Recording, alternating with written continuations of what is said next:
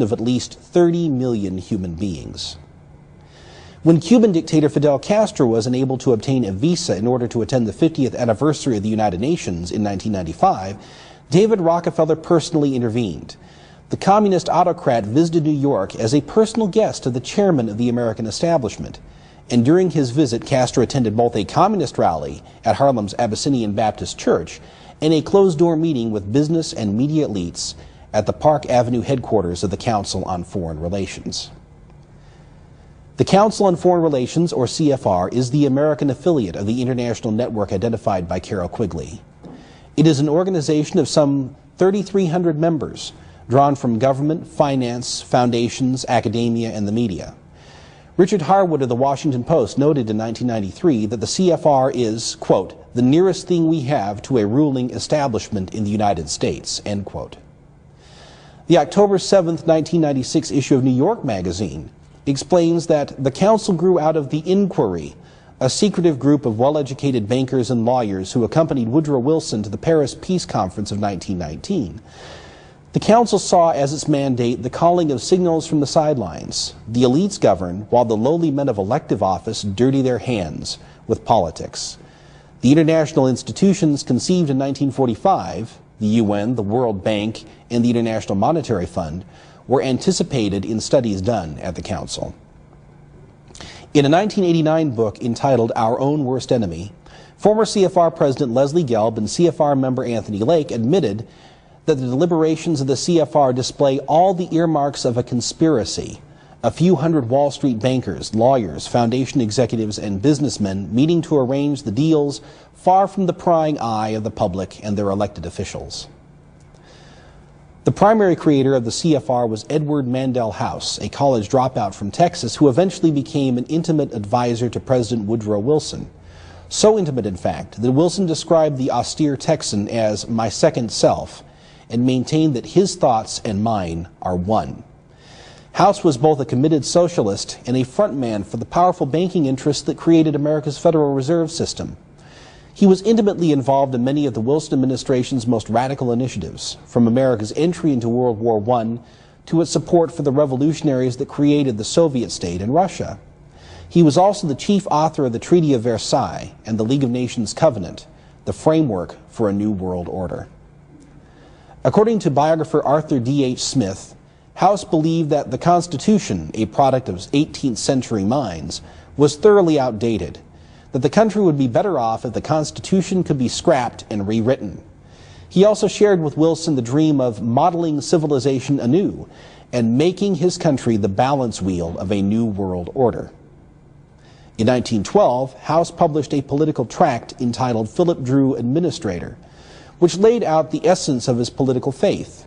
His ambition, he wrote, was to establish socialism as dreamed of by Karl Marx, enhanced with a spiritual leavening. Philip Drew envisioned the creation of a world government body called the League of Nations. House's book predicted the triumph of world socialism through an alliance of revolutionary communists and wealthy monopoly capitalists. Philip Drew predicted that the League of Nations would be begotten by war, which was precisely the strategy employed by House and his comrades during World War I. In April 1917, just days after America was drawn into that world war, commentator Walter Lippmann, a protege of House who became a member of the secretive inquiry group, pointed out that the war was being waged for a secret purpose.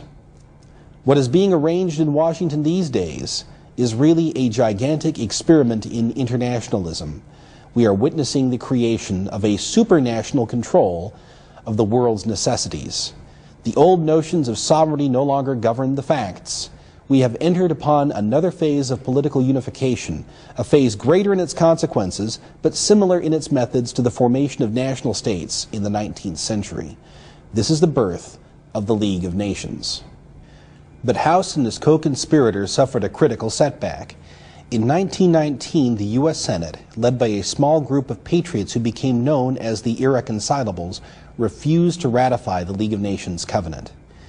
This prompted House and his allies to create the Council on Foreign Relations as a means of controlling America's policymaking elite and steering it in the direction of internationalism, that is, toward world government. By 1939, the CFR was prepared for a second attempt to create a new world order. According to Gelb and Lake, in 1939, backed by Rockefeller money and encouraged by Secretary of State Cordell Hull, the Council established 4 planning groups to help shape the political, economic, and strategic objectives of the United States for World War II and its aftermath. Bear in mind, these war planning groups were created before Pearl Harbor, at a time when President Franklin Roosevelt was assuring American voters that the United States would stay out of Europe's wars. Those studies and the CFR members responsible for them were absorbed by the State Department, where they created the framework for the United Nations. Appropriately, the first Secretary General of the United Nations was Alger Hiss, a member of America's patrician elite who had the odious distinction of being both a member of the CFR and a communist spy on behalf of the Soviet Union. In the person of Alger Hiss, the 2 main branches of the international power elite, the CFR-dominated American establishment and international communism, intersected. Indeed, as a column in the November 19, 1996 New York Times observed, Alger Hiss has defined America's post-war foreign policy. Sam Tannenhouse, the author of the column, acknowledged that all the evidence shows that Hiss was a Soviet agent. However, the commentator insists that our present foreign policy is part of the legacy of that traitor. This is because Hiss, a self-described internationalist, was part of an emerging governing elite eager to renounce American isolationism. Writes Tannenhouse, "To assess the legacy of Hiss, one need only consider the front pages on the day he died, the articles describing President Clinton's plans to intervene in Zaire and to keep troops in Bosnia. The particulars will be debated, but few will question their basic premise." America's founding fathers urged the young republic to avoid foreign entanglements and to preserve limited constitutional government at home. Alger Hiss, the communist who has defined America's foreign policy for the past 5 decades, was an enemy of the Constitution who sought to create a world government. Hiss was also the living symbol of the conspiracy's grand design, the convergence of the United States and Soviet Russia as a prelude to world government. In 1953, Ford Foundation President H. Rowan Gaither confided the convergence design to congressional investigator Norman Dodd during a conversation at the Foundation's headquarters in New York City. According to Gaither, he and others who had worked in the State Department and other federal agencies had been operating under presidential directives that required them to make every effort to so alter life in the United States as to make possible a comfortable merger with the Soviet Union.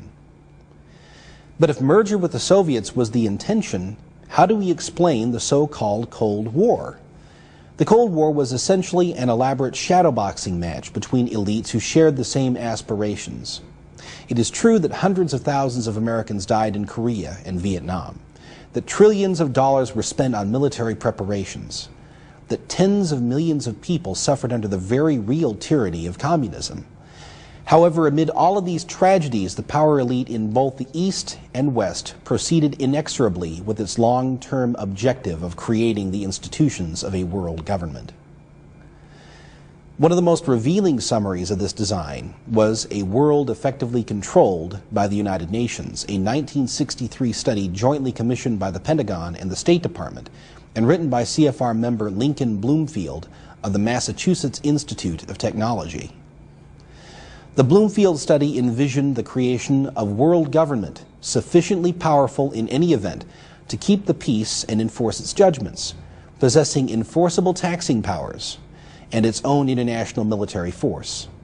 Although national governments would be allowed to exist and make domestic laws, all states would be bound by compulsory jurisdiction of the World Court, and a significant UN presence would exist in all countries. Nations would be permitted to keep a residual armed force to maintain internal order, according to UN standards. But what would become of communism? Bloomfield predicted that communism would be preserved and tamed rather than defeated. In fact, he wrote that the destruction of communism would actually hamper the movement toward world government. If the communist dynamic were greatly abated, the West might well lose whatever incentive it has for world government. After all, he asked, if there were no communist menace, would anyone be worrying about the need for such a revolution in international political arrangements? However, according to the Bloomfield study, if the communists would agree, the West, meaning the power elite in the West, would favor a world effectively controlled by the United Nations. The remaining question is then how to transform and tame the forces of communism to the point where the present international system might be radically reshaped in order to create a world government through the UN. The ruling elite in the communist world has pursued its own version of the convergence design, which was revealed to the West by Anatoly Golitsyn, a high-level KGB official who defected to the West in 1961. Golitsyn revealed that between 1958 and 1960, the KGB created a long-term strategy intended to transform the Soviet Union from the West's mortal enemy into its strategic partner. By creating phony splits among its communist allies and puppet regimes, such as the supposed split between Russia and China, the Soviet ruling elite created opportunities for Western policymakers to cooperate with various communist factions. By alternating between periods of reform and violent crackdowns, the communist leadership created the illusion of internal divisions between moderates and hardliners in the Soviet leadership. American foreign policy elites were thus able to justify pro-Soviet policies as initiatives intended to strengthen the position of the moderates in the Soviet leadership. Golitsyn predicted in his 1984 book New Lies for Old that the Soviet elite would produce a Gorbachev-style reformer who would preside over the liberalization of the Soviet Empire. The Berlin Wall would be torn down. Poland and the other satellite nations would become independent. The Warsaw Pact would dissolve. The Soviet Communist Party itself would appear to renounce its power, and the stage would be set for a convergence between East and West. Beginning in 1989, the developments predicted by Bloomfield and Golitsyn began to take shape at an accelerated rate. The Berlin Wall was torn down. The nations of Central and Eastern Europe achieved nominal independence from Moscow. And in 1991, the Soviet Union itself was abolished, leaving behind the Russian Federation and the Commonwealth of Independent States. The Cold War was liquidated, and the ex-communist nations, particularly Russia, suddenly became the strategic partners of the United States. Golitsyn has continued to analyze current developments, and in his 1995 book, The Perestroika Deception, he renewed and amplified his warning. In 1984, I thought that in the event of Western resistance to Soviet strategy, the scenario of convergence between the Soviet Union and the United States might take the next half-century to unroll. Now, because the West has committed itself to the support of perestroika, convergence might take less than a decade. American troops now train side by side with Russian troops for UN-mandated peacekeeping missions, such as the occupation of Bosnia. Membership in NATO has been offered to the former Warsaw Pact nations, and American servicemen now find themselves serving directly under UN authority, sometimes under the operational command of foreign military officers, and court-martialed when they refuse to do so. All of these ominous developments in our military have been made possible by the accelerating convergence of the U.S. and socialist Russia. Nor is the establishment neglected Red China, which, as Golitsyn points out, was one of the principal architects of the communist long-range strategy and is destined to become a primary Soviet partner in the future world government.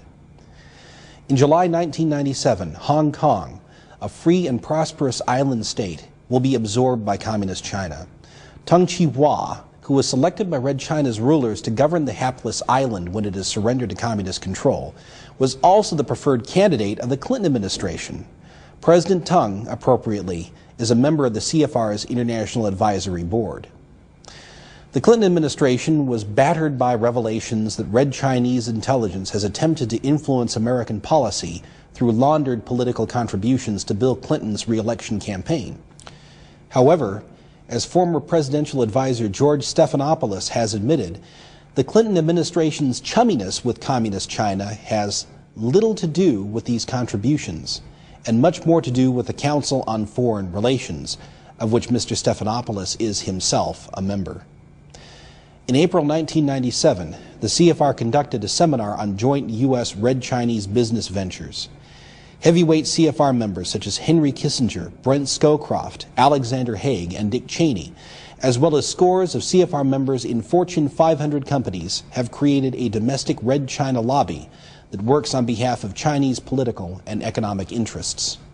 Even more astonishingly, Bill Clinton approved the lease of the historic Long Beach Naval Yards, which were closed down because of defense cuts, to Costco, a Red Chinese shipping firm created by the People's Liberation Army and implicated in a scheme to smuggle illegal weapons to American street gangs. During a diplomatic visit to Beijing in late 1996, then Secretary of State Warren Christopher declared that the United States and the Red Chinese regime share common hopes and interests. Yet as recently as May 1994, the Chinese Communist Party reiterated its commitment to the creation of world